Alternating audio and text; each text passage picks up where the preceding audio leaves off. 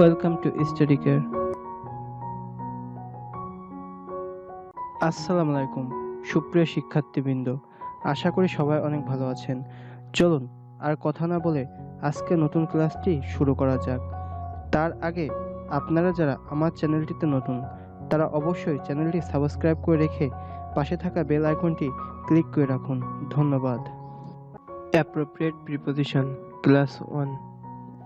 About, brink about মানে ঘটানো, কাম about মানে ঘটা, ফ্যান্টাসিস অ্যাবাউট মানে কল্পনা করা, ওয়ান্ডার অ্যাবাউট মানে ঘোরাফেরা করা।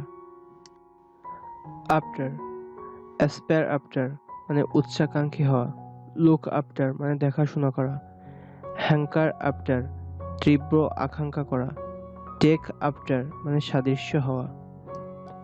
এগেনেস্ট, লস এগেনেস্ট মানে দায়ের করা, স্ট্যান্ড এগেনেস্ট মানে বিপরীতে দাঁড়ানো, প্রেজুডিস এগেনেস্ট মানে কুসংস্কার, রাইজ এগেনেস্ট মানে দাঁড় করানো।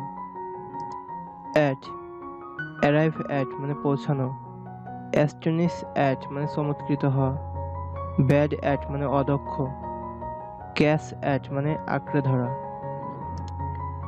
ডিসঅ্যাপয়েন্ট অ্যাট মানে হতাশ হওয়া, গুড অ্যাট মানে দক্ষ, গেট অ্যাট মানে হাতের নাগালে পাওয়া, গ্রাম্বেল অ্যাট মানে অসন্তোষ প্রকাশ করা, জেয়ার অ্যাট মানে অসন্তোষ প্রকাশ করা, লাফ অ্যাট মানে উপহাস করা, লেট অ্যাট মানে অনুমতি দেওয়া, কুইক অ্যাট মানে পটু, শাউট অ্যাট মানে চিৎকার করা, স্মাইল অ্যাট মানে হাসা, স্টেক অ্যাট মানে ঝুঁকির মধ্যে, স্টেয়ার অ্যাট মানে এক মনে তাকে থাকা, উইন অ্যাট মানে কোনো কিছুতে জয়লাভ করা, উইন্স অ্যাট মানে ব্যথায় কুঁচকে ওঠা।